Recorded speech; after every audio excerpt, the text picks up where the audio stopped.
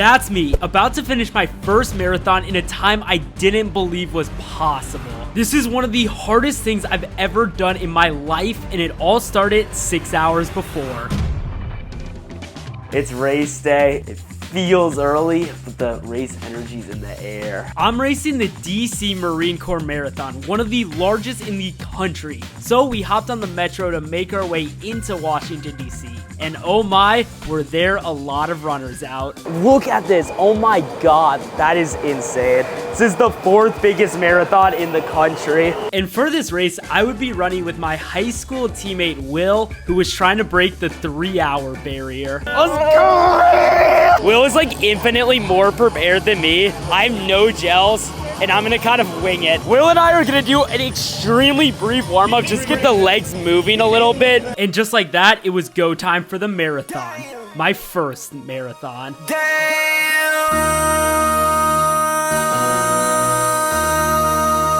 MC, make another hit. This ain't what you want. Project, This ain't what you want. This ain't what you want. 1600 block. I just wanna rock. I just wanna I just wanna rock. Body out of ya. Shorty got that body out of ya. Damn. So throw up the flash.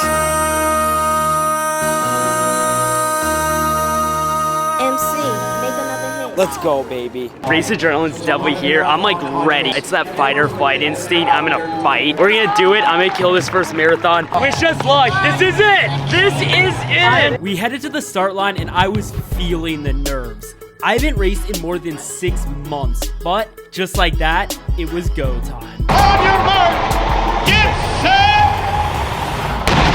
The gun goes off and my heart is racing. Let's go, boys! Let's go! Nice and easy! Nice and easy, let's go! My goal for the beginning of the race was simple. Stick on the 3:30 pace group and do not let go. 3:30 pace is pretty easy. It's about 8 flat, so I knew I could easily do it. But I've heard way too many people who go out too fast in the marathon. As we go through the first couple of miles, I'm slightly ahead of the 3:30 group because I went out with Will for the first like half mile just for fun. But as the miles tick off, Will and I slowly become more and more separated. Eventually we come to the bridge crossing into DC at mile 4. And Will is hanging strong with the 3-hour group. Then the 3:20 group comes by, and if we fast forward right here, you can see how far I am behind them. Definitely well off the pace, closer to 3:30, but 3:20 is in my sights. And I'm feeling great at this point. I mean, we're only 4 miles into the marathon, so if I wasn't feeling good, it would probably be kind of concerning. But I'm running like 740s in between the 3:20 and 3:30 group, and I'm right where I need to be. And the next few miles were some of my favorite of the entire race. I'm clipping 730s. I'm looking at my watch, I'm like, this is too fast, but it felt so good. From mile 6 to mile 9, it was this nice out and back. So I saw Will, and I saw he was still with the 3-hour group. Baby! Let's go! Let's go! Shit, boy! At this point, I'm almost a mile behind Will, and here's my friend Austin with a bit of a hot take. What are the odds Tyler or Will wins today? Seeing that Tyler is like back there and Will's like that way, I don't really know. But if I'm gonna put money down on it, Tyler is gonna come back. Tyler is gonna catch him. I'm not gonna lie, when I saw Will on the out and back, my mindset shifted. All I could think about was how safe I was playing this race. I was running 730s, 740s, and it felt like nothing. I was like, why am I not pushing myself? Let's see what I can do in this race. Mile 8, 713. So now I had a new goal. Catch the 3:20 group. Let's go! 3:20! 3:20! Move up! Around the 11-mile mark or so, I taught the 320. And in my mind at the time, I'm like, let me sit with them. Let me last with them until mile 18, mile 20.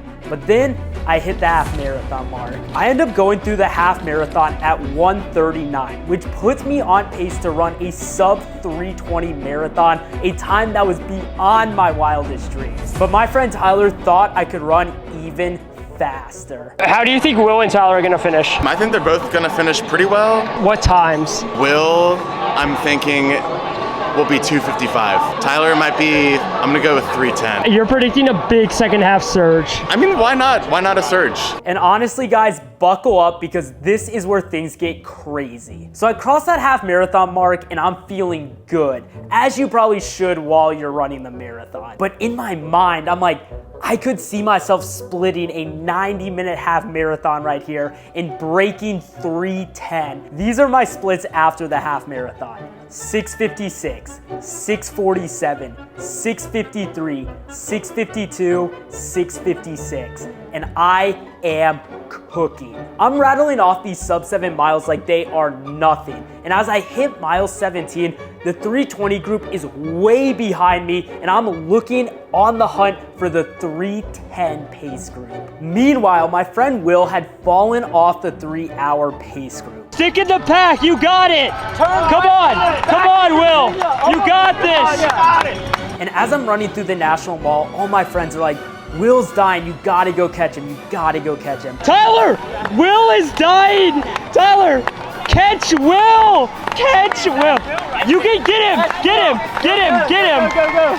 So as I head into mile 18, things are at an all-time high. I'm running my fastest miles of the race, times I didn't even think were possible before the race, and I was on the hunt trying to track down my friend and see if I could catch up to him. But as some of you avid marathoners might know, mile 18 is when things change.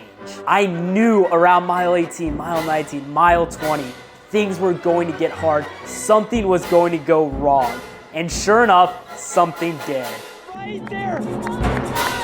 Tyler, Will is dying. 800 meters. Get him! Get him! Legs cramp. You got it! Come on!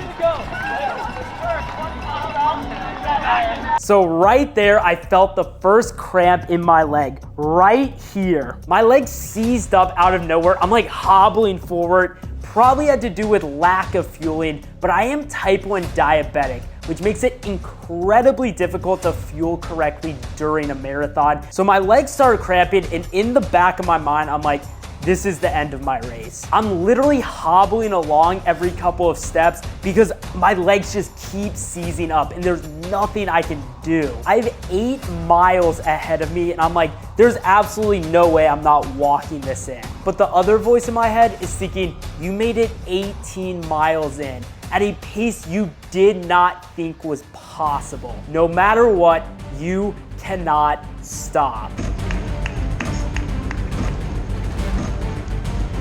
Eventually, at around mile 21, I pass Will, pat him on the back. I'm like, keep it going, brother. We got this. But the funny thing is, I did not have it. Those last 5 miles, I was almost reduced to tears by how much my legs hurt. My pace slowed drastically. Instead of the 650s I was running, now I was running back in the 740s. The urge to stop and walk was so high, but I was just taking it 1 mile at a time. And then finally, after what seemed like hours, I see that mile 26 sign in the distance. And I knew I did it. I didn't walk. I'm gonna absolutely crush my time. I see all my friends off to the side cheering me on. Come on, Tyler! Bring it in, Tyler! Let's go, Tyler! Come on! Tyler, kick!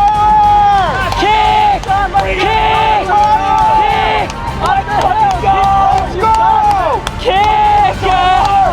You're almost there!